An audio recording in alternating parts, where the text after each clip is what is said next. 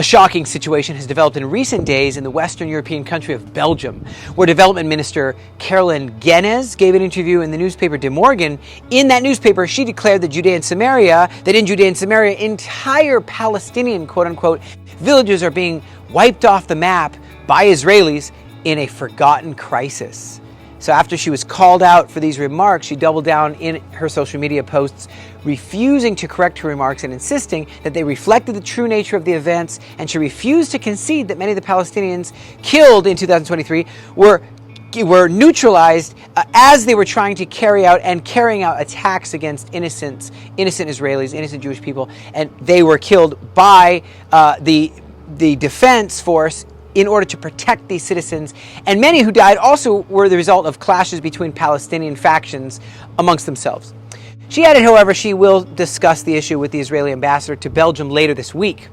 Although Israel's ambassador to Belgium issued a formal diplomatic letter of protest over these remarks, there was no indication that Genez would face any disciplinary action from her own government over these inflammatory and slanderous remarks. Meanwhile, across the pond in the United States, a more explicit display of anti-Semitism took place in the state of Florida, where a neo-Nazi group called the Goyim Defense League held demonstrations at several locations, including at Disney World in Orlando. In a video posted to social media by a Jewish journalist, the leader of the group tells the journalist that he expects Jews to soon be expelled from the U.S. in the same way that Jews were expelled from many other countries throughout European history. And he added, ironically, that the journalist should leave the U.S. and go live in Israel. Florida Regional Director Sarah Emmons condemned the demonstration and added, "We call on public officials at the federal, the state level, and the local levels to stand up and clearly denounce this hateful activity. We can't allow for hate and extremist beliefs to become normalized in American society." However, there are indications that anti-Semitic attitudes certainly are becoming normalized in places all over the Western world, and that even includes traditionally liberal states like Connecticut. Statistics from law enforcement agencies in that state show that there was a 100% increase in the number of anti-Semitic incidents between 2021 and 2022. The alarming situation prompted Federal Emergency Management Agency, FEMA, to increase funding for security measures at houses of worship in Connecticut, as well as increased training for law enforcement to be in a state of preparedness and use countermeasures against terror against Jewish people. Meanwhile, recent visits by senior Israeli government officials to neighboring countries included Cyprus, Bahrain, Slovakia, and Germany. That led to improved relations and economic opportunities for Israeli companies and workers.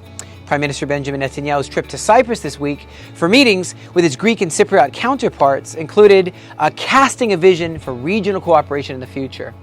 There is now the possibility that we may have the expansion of the Abraham Accords to normalization with Saudi Arabia, Netanyahu said during his trip, adding that it really could lead to a land corridor linking Europe with the Indo-Pacific region.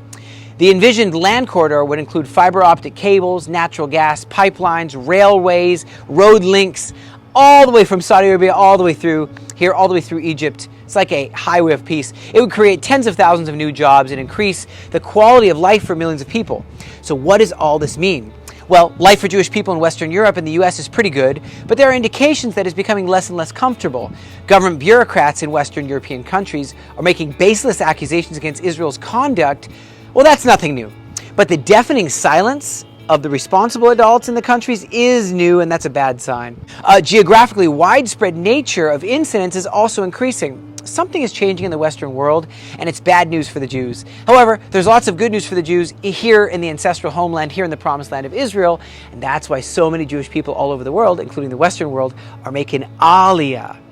The trends of ebb and flow, push and pull factors, they go up and down. And you have more waves and more numbers and less numbers, but more are coming. More eyes are looking to this promised land. And the government of Israel is aware of this, and the government is taking steps to increase their capacity to welcome and absorb new immigrants. However, private initiatives like the Aliyah Return Center continue to play a more and more important role. We are laser focused on addressing this issue of Aliyah and absorption. We've already done a lot. Our campus in the Galilee has, we're increasing the housing, classrooms to learn Hebrew, job training, food, clothing, shelter, and so much more, in introducing a culturization, integration, and attachment into this beautiful land.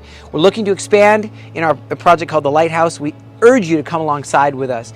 Pray for us, join with us, become financial partners with us. God bless you from the Galilee. Thank you so much for joining us. We look forward to keeping you posted as to the latest developments that relate to Aliyah and return and restoration. God bless you from the land of Israel.